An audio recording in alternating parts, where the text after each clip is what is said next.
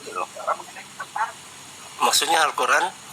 Saya kasih contoh kamu. Oh, Misalnya, betulkah kamu contoh. percaya? Oke. Nih, saya kasih pertanyaan kamu. Betulkah kamu percaya bahwa kitab-kitab nabi-nabi diturunkan menggunakan bahasa kaumnya? Iya, betul. Betul. Iya, Tetapi kenapa Allah justru menggunakan bahasa Yunani, misal dalam Quran surah Al-Maidah ayat 46 untuk kitab yang katanya dia turunkan pada Isa? Kamu tahu nggak jika Injil itu dari bahasa Yunani Evangelion atau kabar baik? Kamu tahu nggak? Ini bukti bahwa penulis Quran itu nggak ngerti etimologi kata Injil. Jadi nggak usah kau ngomong ada yang tahu teks aslinya, faktanya orang Quran mau aja sembarang itu bisa belajar teks aslinya. Oh begitu. Lu kamu pelajari aja sekarang, kamu ketik etimologi kata Injil dari mana itu. Saya ajari kamu sekarang, etimologi itu sebuah cabang ilmu yang mempelajari asal mula kata. Jadi dari mana kata itu? Yang disayangkan itu kenapa kok Quran sepertinya menjilat ludahnya sendiri. Di lain sisi dia mengklaim kitab-kitab diturunkan menggunakan bahasa kaumnya, tetapi dia sendiri menggunakan bahasa Yunani untuk kitab yang katanya dia turunkan pada Isa. Saya kasih ya, bahwa kata Injil itu bukan bahasa Arab asli, tapi bahasa serapan yang diambil dari kitab Yunani, yaitu Evangelion. Sampai sini ngerti nggak? Enggak ngerti saya. Nah makanya karena nggak ngerti itu kadang teman-teman Anda suka memakai perspektif Quran ini untuk dituduhkan atau untuk mempersoalkan iman Kristen gitu loh. Padahal dia yang nggak ngerti gitu loh. Paham kan maksud saya, bro? Belum juga kan? Sejauh ini saya paham. Gini aja Pak Asbi, kita bahas yang mereka paham saja. Yang sederhana tadi, itu sudah bagus tadi yang disampaikan tadi, ayat-ayat itu bahwa tanyakanlah kepada orang yang membaca kitab sebelum kamu. Nah kita bahas ini aja dulu, kita perdalam dulu. Ini yang keliru yang mana? Bro, nggak mau. Muslim ini nggak mau karena dia merasa nggak memperkompeten, tidak berhak untuk menjelaskan katanya. Sampai sekarang itu saya bingung itu gimana? Apa ndak ada tanya jawab antara yang diberi ayat sama yang memberikan ayat. Mending tanya yang ringan-ringan aja kalau gitu ya. Boleh nggak? Gitu, betul. Bro, Yang ringan-ringan aja. Kita tanya yang ringan-ringan aja ya. Ya, boleh bro, boleh. Contoh kayak dalam hal kita berkencing gitu ya. Bro mainnya mengikuti sunnah nggak kalau kencing bro mainnya harus berjongkok? Ya, alhamdulillah saya ikuti. Jongkok juga. Masalahnya apa? Enggak, kita kan ringan. Iya. Pertanyaan ringan. Iya, maksudnya masalahnya kenapa? Misalnya nggak jongkok gimana? Apakah dilaknat atau diazab gitu? Karena dalam saya juga urusan kencing ini penting di kalangan kamu. Aku pernah baca ada kisah baginda Muhammad melewati 2 kuburan dan mengatakan sesungguhnya 2 kuburan ini sedang mendapat siksa kubur. Ditanyakan, loh kenapa? Iya, karena waktu hidup dia tidak membasuh kencingnya dengan bersih, jadi dia mendapat azab dalam kubur, katanya begitu. Pernah baca nggak bro? Kan bukan jongkok situ bang, membasuh. Iya, kan bukan jongkok. Iya. Masalahnya saya juga terkadang nggak jongkok sih bang. Terkadang saya nggak jongkok kalau lagi pakai jeans. Kalau saya jongkok bagaimana? Pipis celana dong. Itu di situ yang tadi abang baca itu membasuh. Itu tadi abang membasuh. Ya, jadi kalau umpama kalau saya ini suka hiking, abang percaya terkadang juga nggak jongkok. Iyalah, dibersihkan lah. Kalau abang tidak membersihkan, tidak pakai air, umpama abang tidak ada air kan bisa pakai ini, bisa anggaplah pakai kuah. Iya, air minum. Iya betul. Kalau abang tidak membersihkan tidak apa-apa. Kan untuk kesehatan juga bagus itu bang. Kalau kita bersihkan. Nah, itulah pertanyaan iya kan? Begitu. Tapi bukan tidak ada jongkok di situ bang. Itu salah satu sunnahnya itu sama dengan untuk kesehatan sekarang. Kenapa ketika orang-orang bule, ketika kita menggunakan toilet duduk, tapi orang barat sudah mulai berbondong-bondong menggunakan toilet jongkok karena mereka pikir toilet jongkok itu apa, pencernaan lebih bagus untuk mengeluarkan kotoran secara full dibandingkan saat kita duduk kayak ada tertekan. Sama ketika kita kencing gitu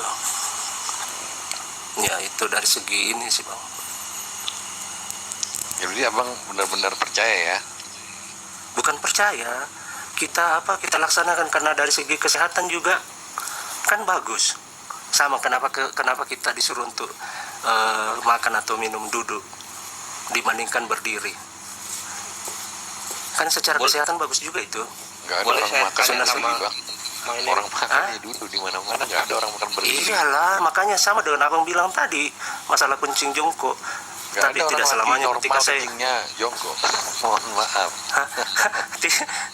termasuk hadis yang tadi abang bilang kan di situ bukan jongkok, situ Bang, membasuh. Iya. Kita membersihkan, iya, membersihkan dari najis kotoran Ya banyak. karena bisa Dalil-dalil. karena Sebenarnya Mainem ini cerdas loh, brother. Karena Iya. dia menangkap dan memilah jongkok dan membersihkan. Sebenarnya cerdas loh Mainem ini. Iya. Jadi dia bisa penelaah kata-kata. Mm-mm.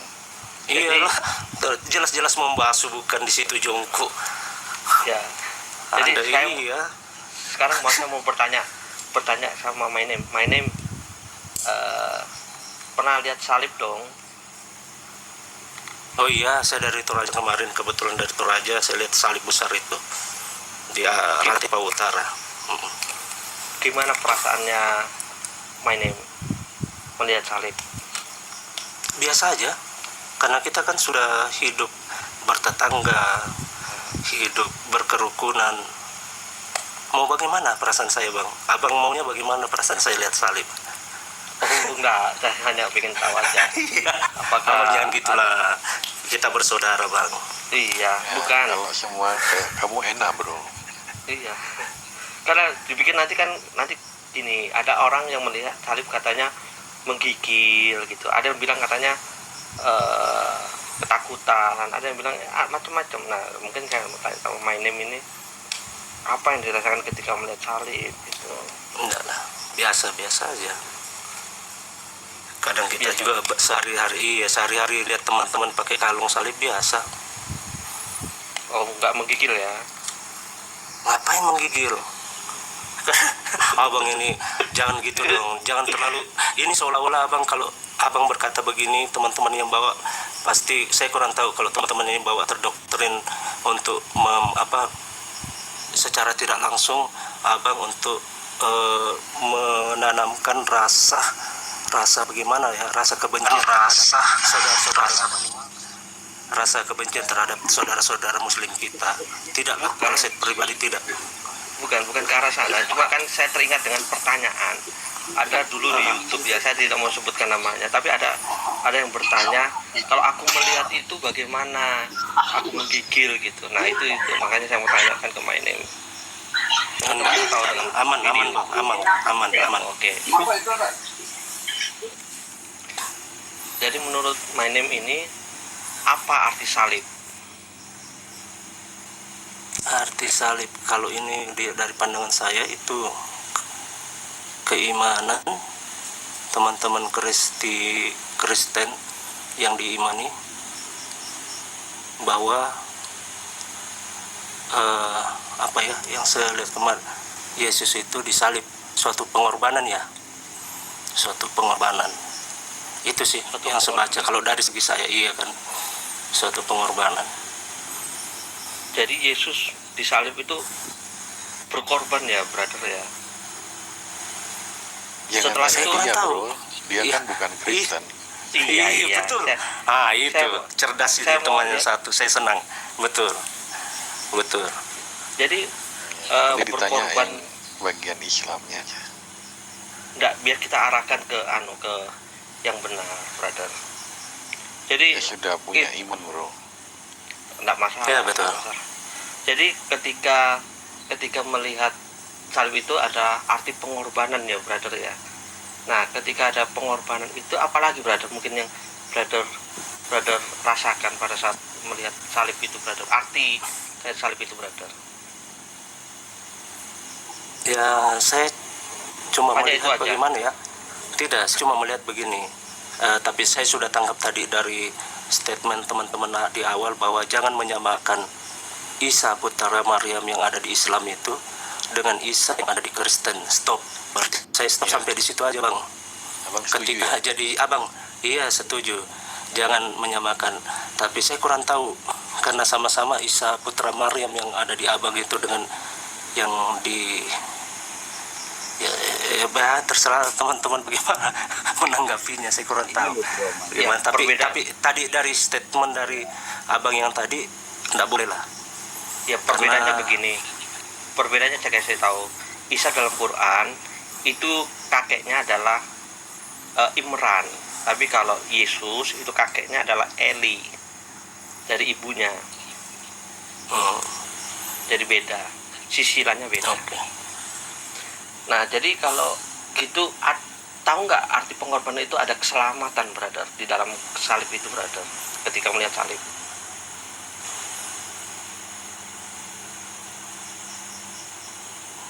Ada, Nggak tahu bro. saya kurang tahu. Iya, Nggak nggak tahu tahu ya. saya. Kalau apa? Tidak Ih, beriman. abang mau menggali saya tentang Dia ini. tidak beriman di situ. Oke. Jadi betul. hanya sebatas pengorbanan saja ya.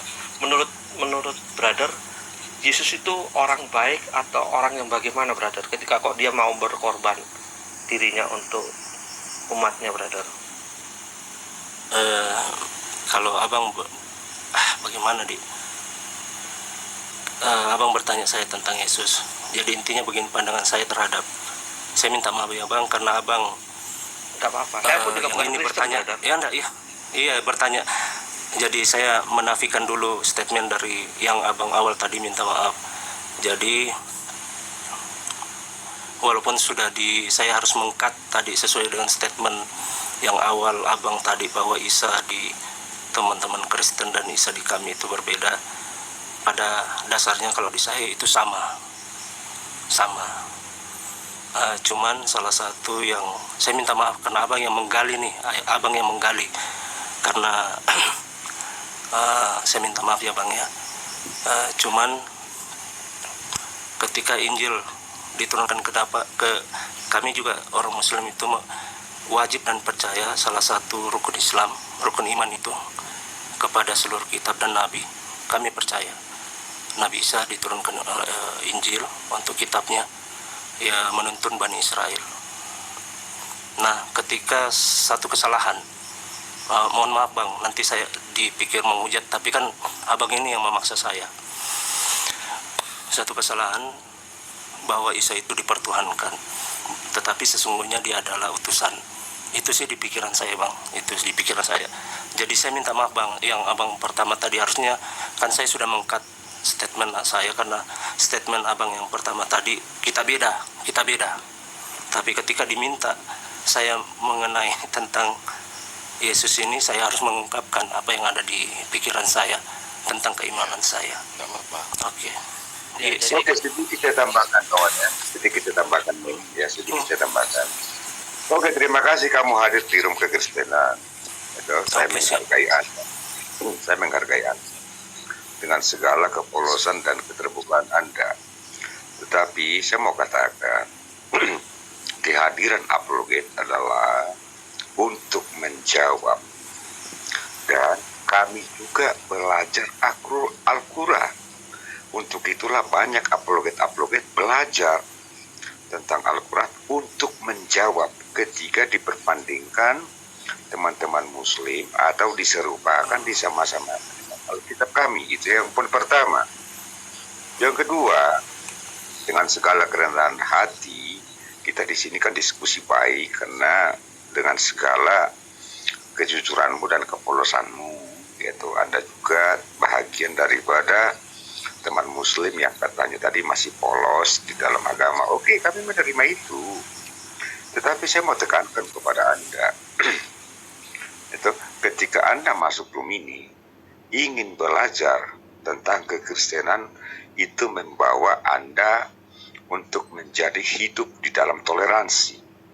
Karena percayalah kawan, ketika Anda belajar kekristenan, kami yang ada di sini tidak mampu membawa Anda untuk menjadi pengikut Yesus Kristus? Tanya satu-satu, tidak ada kuasa kami. Artinya di sini nggak usah malu bertanya, ya. Nggak usah malu bertanya, untuk saling menghargai dan menghormati. Jujur, aku mau katakan, panggung masih diberikan sama kamu loh. Kami, wah sedikit pun nggak ada panggung untuk kami untuk berbicara. Hajar terus, libas terus, kalau di room-room teman-teman di sana tuh. Jadi ada kesempatan begini, pergunakanlah baik-baik untuk bisa memahami keberagaman itu. Karena hanya pertolongan Tuhan, Roh Kudus yang bisa membimbing kamu, kawan, menjadi pengikut Yesus. Biar diskusinya kita enak. Karena percayalah, kami itu tidak bisa terlalu jauh untuk memahami agama Anda dan untuk mengkhotbahi Anda. Karena kami diajarkan di dalam pengajaran Yesus Kristus dan juga Alkitab. Nah, saya kasih contoh sama kamu. Perbedaannya kita ya, perbedaannya yang sangat. Saya belum selesai. Sebentar kawan, sebentar. Artinya begini, di hari Minggu kami ibadah, tak satu pun pendeta hamba Tuhan berkhotbah mencampuri Al-Quran Anda. Saya jamin 100%. Jika ada yang menceritakan Al-Quran di gereja kami, kasih unjuk sama saya biar saya katapel. Ya, dan saya berani mengatakan itu. Perbedaannya di teman-teman di sana, teman-teman Anda di masjid sendiri, itu bukan Al-Quran yang mau dikhotbahkan. Justru Alkitab kami. Yang paling parahnya kawan, ini Departemen Agama mencomot-comot itu ayat Alkitab kami untuk dimasukkan kepada tafsir-tafsir saudara. Iya, betul. Nah, disitulah kadang kami itu berhak untuk menjawab sesuai dengan kecerdasan kami. Oke, kita mundurkan waktu. Mulai tahun 45 sampai sebelum kehadiran internet, kami diajarkan oleh hamba Tuhan, oleh pengajaran kekristenan untuk mengasihi teman-teman yang menyakiti kami, ya, yang mencoba mencolek Alkitab dan ketuhanan Yesus kami. Kami hanya bisa mendoakan. Percayalah kan hal itu. Tetapi di era teknologi, kecerdasan sudah bermain. Itu. Nah, contoh lagi saya katakan, ketika maaf ya, ini kebetulan dari teman Muslim, mengatakan, itu contoh, Markus 12 ayat 4, isinya Yesus menikah, bayangkan. Padahal setelah kita baca, kasihilah sesamamu, itu isinya. Coba bayangkan saudaraku, kami katakan itu di internet ini, di komal-komal. Apa nggak ribut di Jakarta? Gitu. Artinya kami terikat dengan hukum kasih.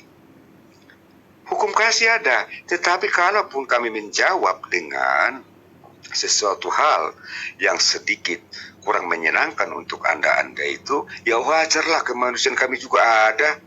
Orang Yesus kami dibilang menikah tuh.